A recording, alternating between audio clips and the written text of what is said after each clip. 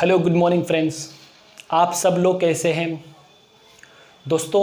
आप सब लोगों का हमारे इस यूट्यूब चैनल पर हार्दिक स्वागत है। आप सब लोग जानते हैं कि सुप्रीम कोर्ट का आदेश आ चुका है और सुप्रीम कोर्ट ने यह फैसला लिया है कि यूनिवर्सिटी को बीएससी फाइनल ईयर की एग्ज़ाम कंडक्ट करवानी होगी। अब वो एग्ज़ाम का टाइम टेबल कब आपकी यूनिवर्सिटी साइट पे डालें, लेकिन ये है कि एग्ज़ाम होनी है तो उसके अकॉर्डिंग अपने को प्रिपरेशन रखनी है। दोस्तों सितंबर एंड तक ख्याल से एग्ज़ाम हो सकती है। आपको तो अपनी तैयारी पूरी रखनी है, एग्ज़ाम हो चाहे एग्ज़ाम ना हो। दोस्तों कोविड-19 के चलते हुए ऑफलाइन एजुकेशन में काफ़ी परेशानी आ रही है, इसलिए हम जितना हो सकता है ऑनलाइन एजुकेशन की शुरुआत करने जा रहे हैं। तो यहाँ से जो भी आपको लेक्चर मिलते हैं वो लेक्चर इम्पोर्टेंट होते हैं। हर एक लेक्चर का अपना इम्पोर्टेंट होता है। हर एक लेक्चर अपने आप में अलग ही इम्पोर्टेंस रखता है। इसीलिए किसी भी लेक्चर को आप देखो तो आप उस लेक्चर को एंड तक देखो। ऐसा नहीं है कि कोई लेक्चर बीएससी फाइनल का अपलोड हो रहा है, उसको केमिस्ट्री से कोई भी बंदा रिलेट करता हो वो बच्चा देख सकता है। तो आप लोगों से ये गुजारिश है कि घर पे बैठे हो तो अपना कुछ फ़ायदा उठाओ। ऐसे टाइम ख़राब करने से कुछ नहीं होगा, टाइम निकल जाएगा पता भी नहीं चलेगा। तो इसी के चलते हुए आज का जो मेरा लेक्चर है मैं वो लेकर आया हूँ BSc final year organic chemistry.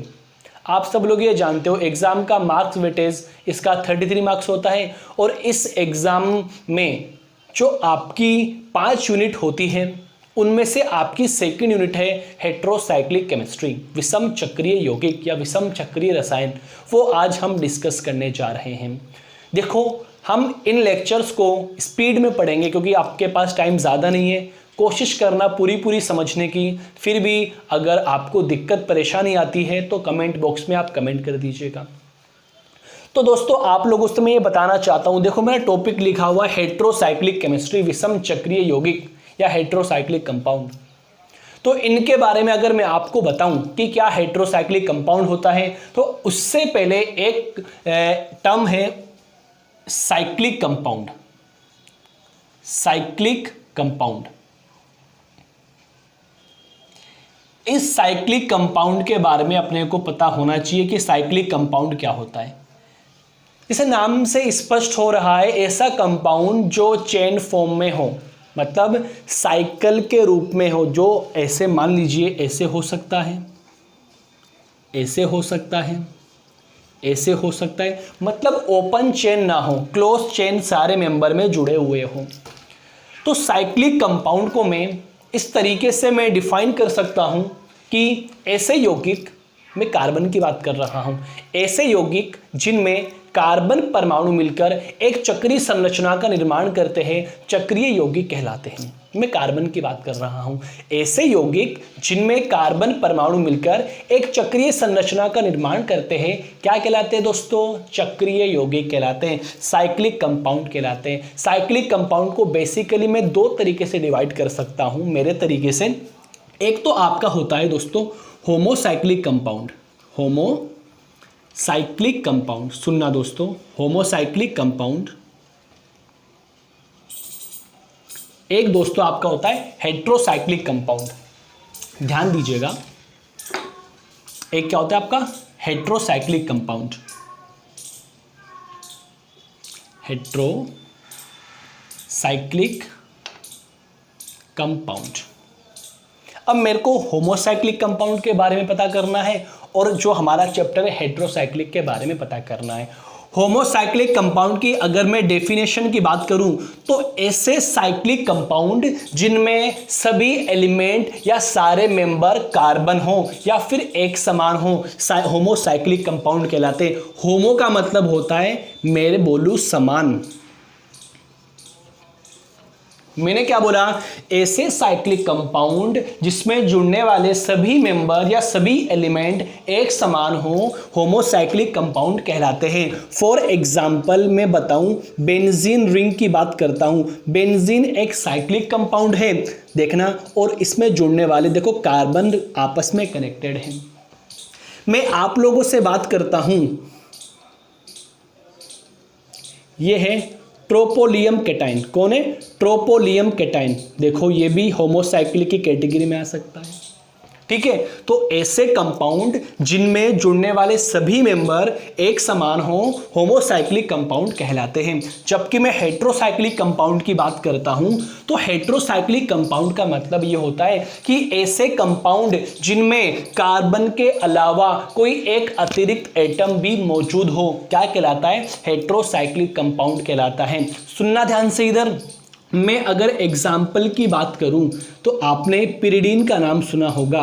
यहां पे एक नाइट्रोजन, डबल बॉन्ड नाइट्रोजन, ये पिरिडीन है। अब देखो इस पिरिडीन की स्ट्रक्चर से क्या पता लगता है? इसकी स्ट्रक्चर से ये पता लगता है कि इस पिरिडीन के अंदर देखो 5 तो कार्बन एटम हैं। देखो 1 2 3 4 5, एक डिफरेंट एटम कौन है? नाइट्रोजन। तो इसको हम क्या बोल सकते हैं? हेट्रोसाइक्लिक कंपाउंड बोल सकते हैं। एक एग्जांपल की बात करूं, आप सब लोगों ने पढ़ रखा होगा NH, ये लोन पेयर, इसको मैं पायरोल बोलता हूं। ये पायरोल भी देखो हेट्रोसाइक्लिक कंपाउंड का एग्जांपल है। देखो 4 तो कार्बन एटम और एक डिफरेंट एटम नाइट्रोजन। मैं इसकी डेफिनेशन पे आता हूं, एक बार एक एग्जांपल और देख लीजिए। यहां पर अगर मैं ऑक्सीजन एटम लगा दूं, इसको मैं बोलता हूं फ्यूरेन। क्या बोलता हूं? फ्यूरेन। सब डिटेल में डिस्कस करेंगे हम, एक बार आप एग्जांपल को देख लीजिए। इसको मैंने क्या बोल दिया? फ्यूरेन। ये भी हेट्रोसाइक्लिक कंपाउंड का एग्जांपल है। तो हेट्रोसाइक्लिक कंपाउंड की डेफिनेशन क्या निकल सकती है? ऐसे स्थायी चक्रीय कंपाउंड जिनमें कम से कम एक हेट्रो एटम मौजूद हो, क्या कहलाते हैं आपके? Heterocyclic compound. लेकिन एक पॉइंट यहां पर आता है, अगर मैं डेफिनेशन यू बोलूं कि ऐसे चक्रीय कंपाउंड जिनमें कम से कम एक हेट्रो एटम मौजूद हो, हेट्रोसाइक्लिक कंपाउंड कहलाते हैं, ये मेरी डेफिनेशन रॉन्ग हो जाती है। इसके आगे अपने को एक पॉइंट और जोड़ना है कि ऐसे स्थायी चक्रीय कंपाउंड जिनमें कम से कम एक हेट्रो एटम मौजूद हो और वो एरोमेटिक लक्षण प्रदर्शित करते हो। मोस्ट इंपॉर्टेंट, मैंने क्या बोला? एरोमेटिक लक्षण प्रदर्शित करते हो। यदि एरोमेटिक लक्षण प्रदर्शित नहीं करेंगे तो उनको हम हेट्रोसाइक्लिक कंपाउंड की कैटेगरी में नहीं रखेंगे। तो डेफिनेशन क्या निकल कर आती है? ऐसे स्थायी चक्रीय कंपाउंड जिनमें कम से कम एक विषम परमाणु उपस्थित हो और वो एरोमेटिसिटी शो करते हो, हेट्रोसाइक्लिक कंपाउंड कहलाते हैं। पॉइंट समझ में आई? मैं आपको डेफिनेशन लिखवा दूंगा, आप एक बार इसको देख लीजिए और डेफिनेशन आप लिख लीजिए। अगर कोई बच्चा नोटबुक लेके बैठा है, डेफिनेशन आप लोग लिखिए। ऐसे स्थायी चक्रीय कंपाउंड जिनमें कम से कम एक हेट्रो एटम उपस्थित हो और वो एरोमेटिक लक्षण प्रदर्शित करते हो, हेट्रोसाइक्लिक कंपाउंड कहलाते हैं। डेफिनेशन आराम से आप लिख लीजिए, ठीक है।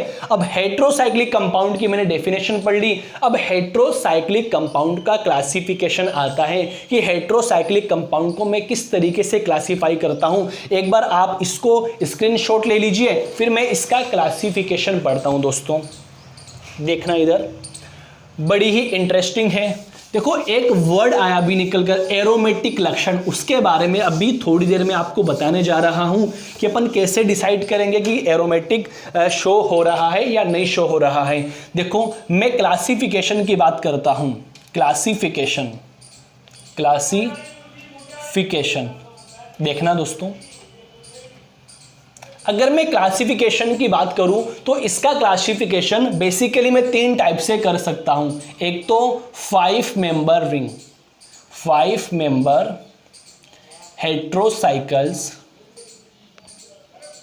Heterocyclic compound, 5 member heterocyclic compound. Okay, second इसका मैं क्लासिफिकेशन कर सकता हूं 6 member heterocyclic compound. Okay, third classification में कर सकता हूं कंडेंस्ड हेट्रोसाइक्लिक कंपाउंड। ये 3 तरीके से इसका क्लासिफिकेशन हुआ है। अब एक एक क्लासिफिकेशन को हम पढ़ते हैं कि इनके एग्जाम्पल्स क्या होते हैं, ठीक है। तो पहला क्लासिफिकेशन मेरा आता है 5 member heterocyclic compound. In short लिख रहा हूं 5 मेंबर हेट्रोसाइक्लिक कंपाउंड। समझ जाना भाई क्या लिखा है मैंने, 5 मेंबर हेट्रोसाइक्लिक कंपाउंड। दोस्तों 5 मेंबर हेट्रोसाइक्लिक कंपाउंड का मतलब ये होता है कि ऐसे हेट्रोसाइकिल जिनमें 5 मेंबर मौजूद हो, लेकिन उन 5 मेंबर में से कम एक हेट्रो एटम उपस्थित हो, 5 मेंबर हेट्रोसाइक्लिक कंपाउंड की कैटेगरी में आते हैं। फॉर एग्जाम्पल आपने पढ़ रखा होगा पाइरोल, देखना एक एक को हम डिटेल में डिस्कस करेंगे। इसको हम क्या बोलते हैं, पाइरोल। पाइरोल इसका ये ट्रिवियल नेम है, इसका क्या नाम है, ट्रिवियल नेम या रूड नाम में बोल सकता हूं। इसका IUPAC नेम एजोल होता है। वो सब हम आपको लिखना सिखाएंगे, किस तरीके से IUPAC नोमेनक्लेचर की जाती है। तो एक एग्जांपल ये हो गया।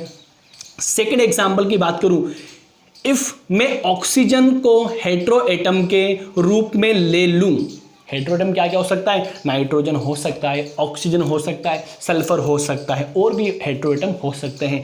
अगर इस पूरे कंपाउंड के अंदर मैं आप लोगों से पूछूं कि कितने इलेक्ट्रॉन्स डीलोकलाइज्ड हैं, वहां पे एरोमेटिसिटी का कॉन्सेप्ट लगता है। कुछ ही देर में वो हम डिस्कस करने जा रहे हैं। इसका नाम होता है आपका फ्यूरेन। दोस्तों ये सब मैं आपके रूड नाम लिख रहा हूं, ठीक है। एक आपका होता है सल्फर को मैं हेट्रो एटम के रूप में ले लूं तो इसको मैं बोलता हूं थायोफिन। क्या बोलता हूं, थायोफिन, ठीक है।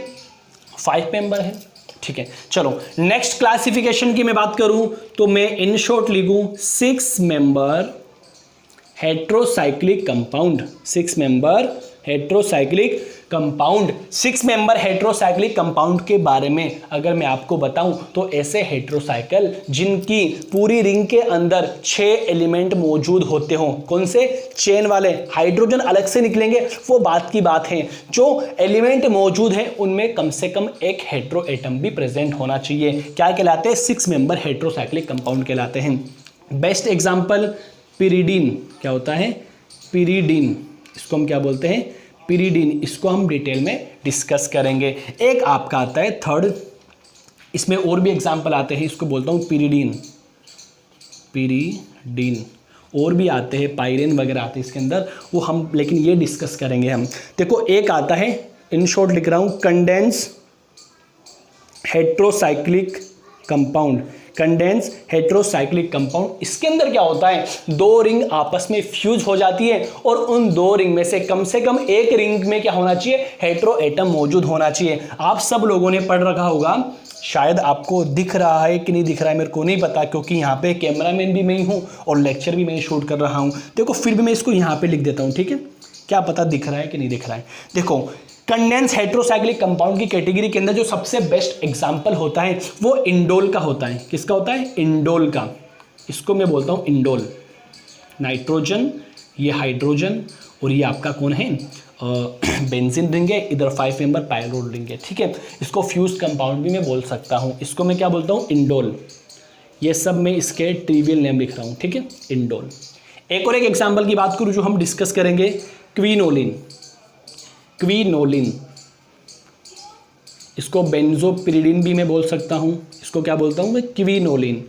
क्विनोलिन, ठीक है। इसमें भी 2 रिंग आपस में फ्यूज है और एक रिंग के अंदर कौन मौजूद है, आपका पिरिडीन मौजूद है। देखो आप इसको इस तरीके से देखिए, अगर मैं इस वाली रिंग को छिपा लूँ तो क्या ये वाली स्ट्रक्चर आपको पिरिडीन बनती हुई नजर आ रही है। अगर मैं इस वाली स्ट्रक्चर को छिपा लूँ तो ये वाली स्ट्रक्चर आपको क्या बेंजीन बनती हुई नजर आ रही है। तो इसको मैं क्या बोल सकता हूँ, बेंजोपिरिडीन भी बोल सकता हूँ, वो हम बाद में डिस्कस करेंगे। एक आपका होता है आइसोक्विनोलिन। नाइट्रोजन की पोजीशन चेंज कर दो, उसका नाम क्या हो जाएगा, आइसोक्विनोलिन। देखना जी, इसको बोलता हूं आइसोक्विनोलिन। आई बात समझ में। तो हम लोगों ने क्या किया है, हम लोगों ने हेट्रोसाइक्लिक कंपाउंड का क्लासिफिकेशन पढ़ा है। तो इसका बेसिकली 3 तरीके से क्लासिफिकेशन होता है, 5 member heterocyclic compound, 6 member heterocyclic compound और कंडेंस हेट्रोसाइक्लिक कंपाउंड। तीनों के बारे में हमने पढ़ लिया है और 2-2, 3-3 एग्जाम्पल मैंने आपको बता दिए हैं, ठीक है। ये इसका क्लासिफिकेशन होता है। एग्जाम में यहां से सवाल बन भी सकता है और नहीं भी बन सकता है। इसके बाद में जो आता है इसका नोमेनक्लेचर आता है, वेरी इंपॉर्टेंट। आप फटाफट इसका स्क्रीनशॉट ले लीजिए है। फिर मैं आपको बताता हूँ इसका नोमेनक्लेचर किस तरीके से किया जाता है। नोमेनक्लेचर करने का तरीका डिटेल में हम पढ़ेंगे बाद में। अभी मैं आपको कुछ कंपाउंड्स के नाम बताता हूं और आपको उन कंपाउंड्स के ट्रिवियल नेम और आईयूपीएसी नाम आपको याद रखने हैं। जब हम इस चैप्टर को दोबारा नए सेशन में पढ़ेंगे तो कंप्लीटली पढ़ेंगे किस तरीके से इसका नोमेनक्लेचर किया जाता है। फटाफट आप इसका स्क्रीनशॉट ले लीजिए फटाफट।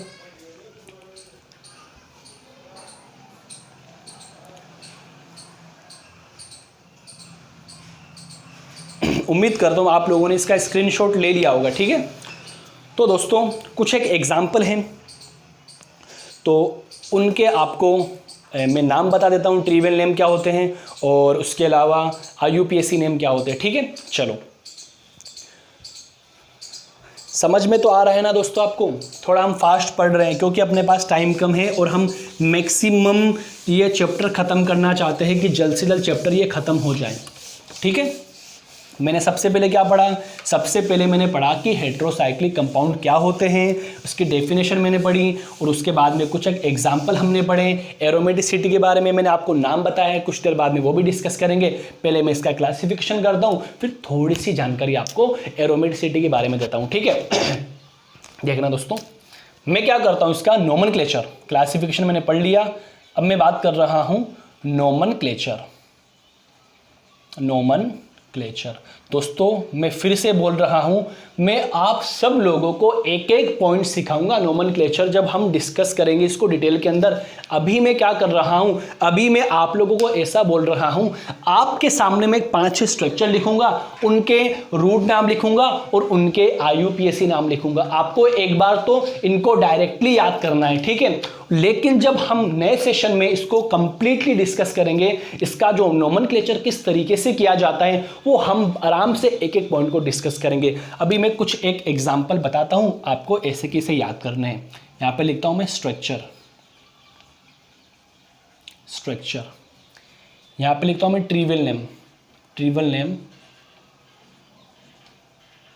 इसको रूट नाम बोलता हूं मैं। यहां पे लिखता हूं आईयूपीएसी नेम, आईयूपीएसी नेम, ठीक है। चलो सबसे पहला और मोस्ट इंपॉर्टेंट अभी अभी आप लोगों ने देखा है, 5 मेंबर हेट्रोसाइकिल कंटेनिंग, 5 मेंबर की रिंग है, कौन कंटेन कर रहा है हेट्रोसाइकिल, ये कौन सा हेट्रोसाइकिल है आपका, 5 मेंबर हेट्रोसाइकिल है। हेट्रोएटम कौन है, नाइट्रोजन है। एरोमेटिक लक्षण प्रदर्शित करता है, किस तरीके से करता है कुछ देर में आपको पता लगेगा। तो इसका ट्रिवियल नेम होता है पाइरोल।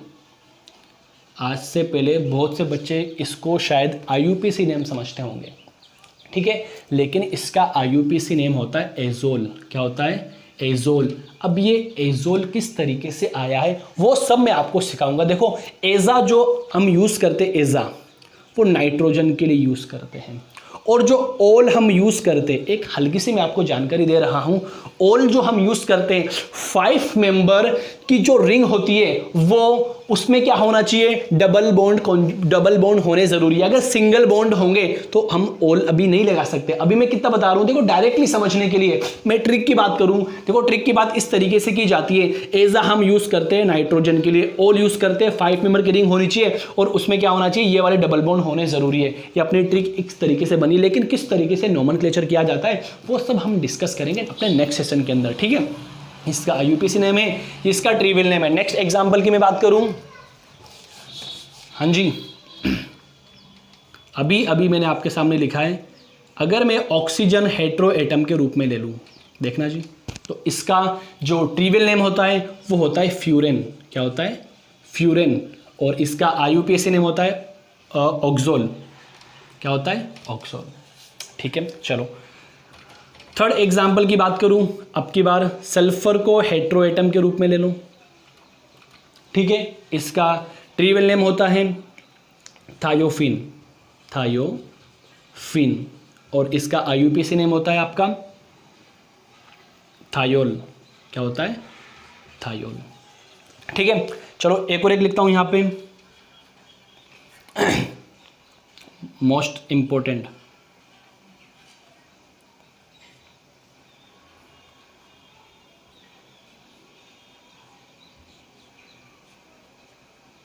हाँ दोस्तों, ठीक है। इसको हम क्या बोलते हैं, क्विनोलिन, क्विनोलिन। लेकिन जब इसके आईयूपीएसी नाम की बात की जाती है तो इसका आईयूपीएसी नाम आता है 2,3 डाइबेंजोपिरिडीन। देखो 1 2 3, 2 3 पे बेंजो, ये कौन है, पिरिडीन। क्या बोल सकते हैं इसको हम, 2,3 बेंजोपिरिडीन, 2,3 बेंजोपिरिडीन। फटाफट आप इसका स्क्रीनशॉट ले लीजिए, फिर हम नेक्स्ट एग्जाम्पल की तरफ मूव करते हैं। जल्दी से इसका स्क्रीनशॉट ले लीजिए।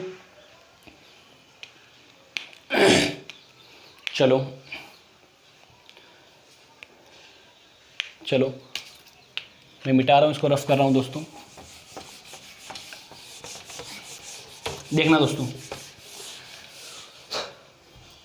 देखो मैंने क्या किया है। हाँ, नेक्स्ट स्ट्रक्चर आपकी ये है, अभी अभी आप लोगों ने डिस्कस किया है इसको। इसको मैं क्या बोलता हूँ, इसका नाम है आइसोक्विनोलिन, ट्रिवल नेम आइसोक्विनोलिन,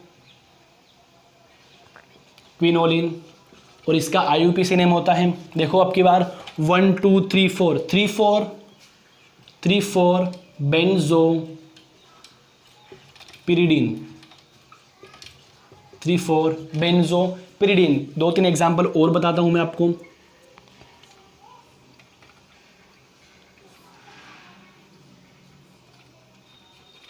एक ये एग्जाम्पल आपको खुद को करना है, और एक ये एग्जाम्पल आपको खुद को करना है। पता लगाना है इसका नाम क्या होगा। ठीक है दोस्तों, फिर बता देता हूँ मैं आपको। देखो इसका आईयूपीएसी ने मैं बात करूँ तो देखो 1 2 पोजीशन पर है, 1 2 डाईएजोल। इसको बात करूँ 1 3 डाईएजोल, क्या बोलते हैं, 1 3 डाईएजोल। देखो इसका नाम है 1 2 डाईएजोल, और इसका नाम है 1 3 डाईएजोल। आपको क्या पता लगाना है कि इसका ट्रिवियल नेम क्या होता है। फटाफट आप लोगों को मेरे ख्याल से आता होगा कि इसका ट्रिवियल नेम क्या है, तो आप फटाफट कमेंट बॉक्स में फटाफट कमेंट करिए कि इसका ट्रिवियल नेम क्या होता है। ठीक है, फटाफट कर दिया होगा। ठीक है, इसको मैं बोलता हूं इमीडाजोल, इमीडाजोल। इसको मैं बोलता हूं पाइरेजोल। क्या बोलता हूं, पाइरेजोल। जल्दी से आप इसका स्क्रीनशॉट लीजिए, फिर मैं डिस्कस करता हूं एरोमेटिक करैक्टर के बारे में। एरोमेटिक करैक्टर क्या होते हैं।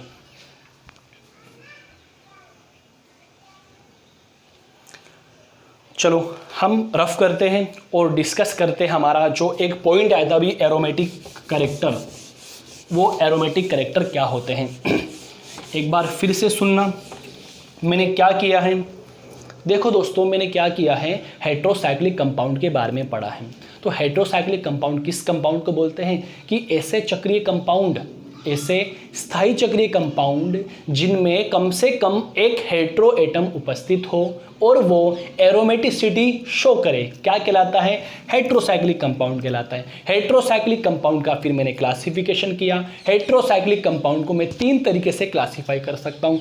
5 member heterocyclic compound, 6 member heterocyclic compound और कंडेंस हेट्रोसाइक्लिक कंपाउंड। मैं पहले 5 मेंबर हेट्रोसाइक्लिक कंपाउंड की बात किया, तो ऐसा हेट्रोसाइक्लिक कंपाउंड जिनमें 5 मेंबर की रिंग हो और कोई ना कोई एक हेट्रो एटम मौजूद हो। 3 एग्जाम्पल मैंने डिस्कस किए, वो क्या क्या थे आपके। सबसे पहला एग्जाम्पल मैंने डिस्कस किया, पाइरोल डिस्कस किया, फिर मैंने फ्यूरिन डिस्कस किया, फिर मैंने डिस्कस किया थायोफिन। अभी 2 एग्जाम्पल और देखे मैंने, एक तो पाइराजोल देखा मैंने और एक इमीडियाजोल देखा मैंने। ठीक है, ये 5 मेंबर के एग्जाम्पल हो गए। 6 मेंबर के एग्जाम्पल की मैंने बात करता हूं तो पिरिडीन हो गया, और कंडेंस हेट्रोसाइक्ल्स कंपाउंड के अगर बारे में बात करूं तो एक तो इंडोल बेस्ट एग्जांपल है, क्विनोलिन बेस्ट एग्जांपल है, और आइसोक्विनोलिन बेस्ट एग्जांपल होता है। और इसके बाद मैंने डिस्कस किया इसका नोमेनक्लेचर किस तरीके से किया जाता है। दोस्तों नोमेनक्लेचर की बात कुछ इस तरीके से है कि जो हमारा न्यू सेशन होगा वहाँ हम एकदम धीरे धीरे पढ़ेंगे कि नोमेनक्लेचर किस तरीके से किया जाता है, किस तरीके से हम ओल सफिक्स लगाते हैं, किस तरीके से एजा लगाते हैं, किस तरीके से थाया लगाते हैं, किस तरीके से हम ऑक्सा लगाते हैं, डबल बॉन्ड के लिए क्या कंडीशन होती है, सिंगल बॉन्ड के लिए क्या कंडीशन होती है, वो सब हम जब इसको डिटेल में पढ़ेंगे धीरे धीरे तब वहाँ डिस्कस करेंगे। अभी हमको एग्जाम की प्रिपरेशन करनी है इसलिए हम थोड़ा फास्टली पढ़ रहे हैं। ठीक है, उसके बाद में नोमेनक्लेचर के बाद में आपने एक पॉइंट सुना होगा एरोमेटिसिटी। आपने सुना होगा, अभी मैंने बोला एरोमेटिक लक्षण शो करता है। एरोमेटिक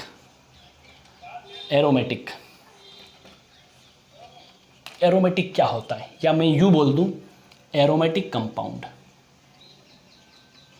किस तरीके से आप डिसाइड करोगे कि ये एरोमेटिक कंपाउंड है, ये एंटी एरोमेटिक कंपाउंड है और ये नॉन एरोमेटिक कंपाउंड है। बड़ा इंटरेस्टिंग टॉपिक है दोस्तों। अरे दोस्तों कुछ समझ में तो आ रहा है ना आप लोगों को, या फास्टली पढ़ा रहा हूँ, दिमाग से परे जा रहा है? देखो आराम से, कोई दिक्कत वाली बात होनी नहीं चाहिए आप लोगों के सामने। अपन जो टॉपिक पढ़ रहे हैं वो एक बार आप सब लोगों ने पढ़ लिया है। तो भाई जब एग्ज़ाम की प्रिपरेशन आप कर रहे थे, लॉकडाउन से पहले जब एग्ज़ाम होनी थी, तब आप सब लोगों ने इसको पढ़ लिया है। मैं तो इसको एक बार रिवाइज करवा रहा हूँ फास्टली, कि एक बार आप इसको रिकॉल कर लो, इसको रिवाइज कर लो, ताकि कुछ प्रॉब्लम्स हो वो दूर हो जाए। ठीक है, तो शुरुआत करता हूँ मैं एरोमेटिक कंपाउंड। हाँ जी दोस्तों, एरोमेटिक कंपाउंड किसे कहते हैं? तो मेरे ख्याल से बहुत से बच्चे जो लेक्चर देख रहे हैं सब लोगों को पता है और सब लोगों ने ये सुन रखा है कि एरोमेटिक क्या होता है। तो एरोमेटिक कंपाउंड की मैं बात करूं, कोई भी 5-6 मैं एग्जाम्पल आपको दे दूं और आप लोगों से पूछूं कि ये एरोमेटिक है, एंटी एरोमेटिक है या नॉन एरोमेटिक है, तो आप लोगों को बताना है और कमेंट बॉक्स में कमेंट करना है। सब बच्चे BSc first year, second year, final year, MSc pre, MSc final, 11, 12 सब वाले बच्चों को इधर देखो, मैं 5-6 एग्जाम्पल लिख रहा हूं और आप लोगों को ही पता लगाना है कि ये एरोमेटिक है, एंटी एरोमेटिक है और नॉन एरोमेटिक है।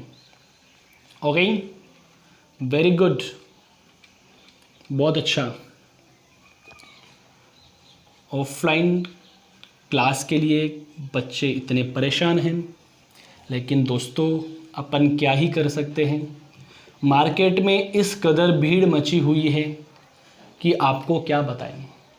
लगता ही नहीं है कि जब मार्केट जाते कि कोई कोरोना पेशेंट या कोई कोरोना बीमारी इस इंडिया के अंदर चल रही है। जिस तरीके से पहले मार्केट में क्राउड था, वैसा ही क्राउड अभी देखने को मिलता है। तो आप लोगों से ये गुजारिश है, जब भी मार्केट आप निकलो तो थोड़ा सेफ्टी से निकला करो, मास्क वगैरह ऑलवेज आप कैरी किया करो। ऐसा नहीं कि पॉकेट में मास्क को डाल लिया और चलते फिर रहे हो उसको, नहीं, मास्क को आपको लगाना है, फेस पूरा कवर करके आपको मार्केट जाना है। 1 2 3 4 5। ओके, चलो इन 5 एग्जाम्पल की बात करता हूँ। चलो एक एग्जाम्पल मैं और ले लेता हूँ। अच्छे बच्चों, आप सब लोग सारे एग्जाम्पल बता दोगे।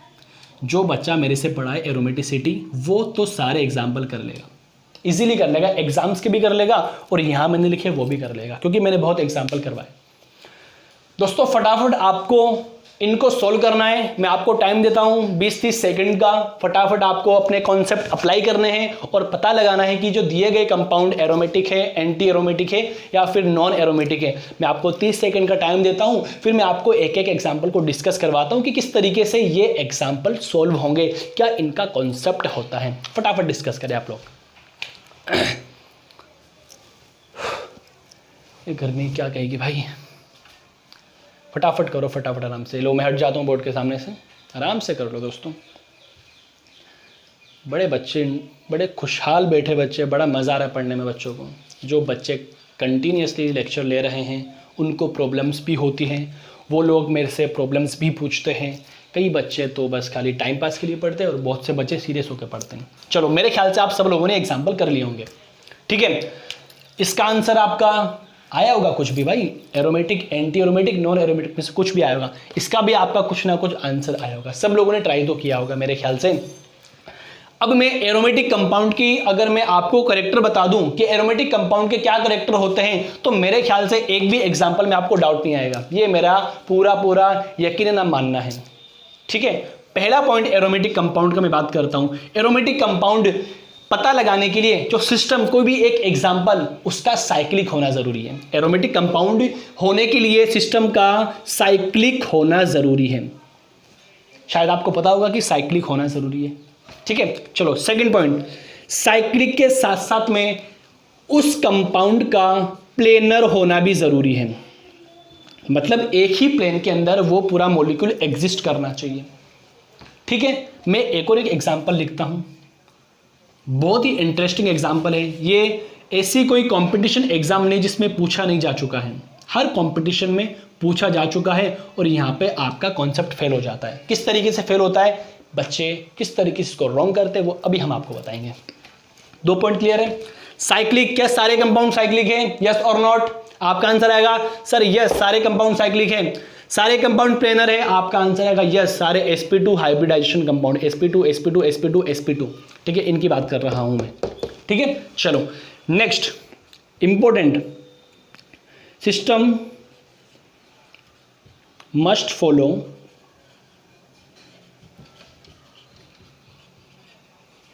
Huckel's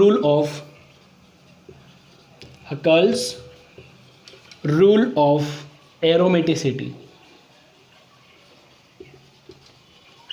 अब ये हकल रूल्स क्या होता है, वो ये होता है 4n + 2 pi electrons, 4n + 2 pi electrons, और सिस्टम का कॉन्जुगेशन में होना जरूरी है, ठीक है। अब देखो n का मान क्या क्या हो सकता है, n = 0 हो सकता है, 1 हो सकता है, 2 3 4 डैश डैश डैश। n का मान मैं 0 रखूं तो टोटल पाई इलेक्ट्रॉन 0 रखने पे कितने आएंगे, 4 × 0, 0 + 2 2, कितने आएंगे 2 पाई। n का मान जब मैं 1 रखता हूं तो आएंगे 6 पाई, 2 रखूंगा तो 10 पाई, रख के देखना आप सब लोग 14 पाई, एक्सेट्रा एक्सेट्रा। अगर इतने पाई इलेक्ट्रॉन की सिस्टम में कॉन्जुगेशन में मौजूद है और सारी कंडीशन फॉलो हो रही है, इट मींस वो कंपाउंड क्या होगा, आपका एरोमेटिक कंपाउंड होगा। अब एक एक एग्जांपल को मैं सोल्व करता हूं। पहले इस एग्जांपल को सोल्व करता हूं। साइक्लिक कंपाउंड है, यस सर साइक्लिक कंपाउंड है। प्लेनर कंपाउंड है, यस सर प्लेनर है। System follow Huckel rule of aromaticity, ये अपने को पता लगाना है। देखो इसके पास में 2 पाई इलेक्ट्रॉन है, देखो ये 2 पाई इलेक्ट्रॉन, और 2 पाई इलेक्ट्रॉन कॉन्जुगेशन भी मौजूद है। ये 2 पाई इलेक्ट्रॉन इस पॉजिटिव के साथ में कॉन्जुगेशन में है। देखो ये इलेक्ट्रॉन इस तरफ मूव करेंगे तो इसकी एक रेजोनेटिंग स्ट्रक्चर बनेगी, ये वाली, डबल बॉन्ड यहां बन जाएगा, यहां से इलेक्ट्रॉन की कमी हो गई, ये पॉजिटिव। तो कितने पाई इलेक्ट्रॉन हुए, 2 पाई इलेक्ट्रॉन कॉन्जुगेशन में मौजूद हैं। इसका मतलब ये कंपाउंड क्या है, एरोमेटिक कंपाउंड है। क्लियर है, सब लोगों ने एरोमेटिक किया था दोस्तों, यस एरोमेटिक किया था, चलो वेरी गुड। जिसने नहीं किया, जिसको प्रॉब्लम थी, वो आप देख लीजिए। सेकंड एग्जांपल की बात करता हूं। यहाँ पे बच्चे देखे होंगे सर यहाँ पे तो 4 पाई इलेक्ट्रॉन है, लेकिन मैं आप लोगों को बताना चाहता हूं ये लोन पेयर क्या होता है, ये कॉन्जुगेशन में पार्टिसिपेट कर रहा है। तो 4 तो ये और ये 2 ये 6 पाई इलेक्ट्रॉन यहाँ पर हो जाते हैं। तो 6 पाई इलेक्ट्रॉन हो जाते हैं, ये 6 पाई इलेक्ट्रॉन, और सारी कंडीशन फॉलो हो रही है, तो ये भी क्या कहलाता है, आपका एरोमेटिक कहलाता है। इसी तरीके से ये तो डीलोकलाइज्ड लोन पेयर होते हैं, कॉन्जुगेशन में पार्टिसिपेट करते हैं। ये लोकलाइज्ड लोन पेयर होते हैं, कॉन्जुगेशन में पार्टिसिपेट नहीं करते। जब नहीं करते तो इनको काउंट नहीं करना है, तो 2 2 4 2 6 वही 6 पाई इलेक्ट्रॉन हो जाएंगे, सेम टू सेम क्या हो जाएगा, आपका एरोमेटिक हो जाएगा। मैं फोर्थ एग्जांपल की बात करता हूं, सेम कहानी। ये डीलोकलाइज्ड लोन पेयर होते हैं, ये लोकलाइज्ड लोन पेयर होते हैं। लोकलाइज्ड लोन पेयर को कंसीडर नहीं करना है, डीलोकलाइज्ड लोन पेयर को कंसीडर करना है। तो 2 2 4 2 6 6 पाई इलेक्ट्रॉन, सेम कहानी क्या कहलाएगा, आपका एरोमेटिक। अरे समझ में आ रहा है कि नहीं आ रहा।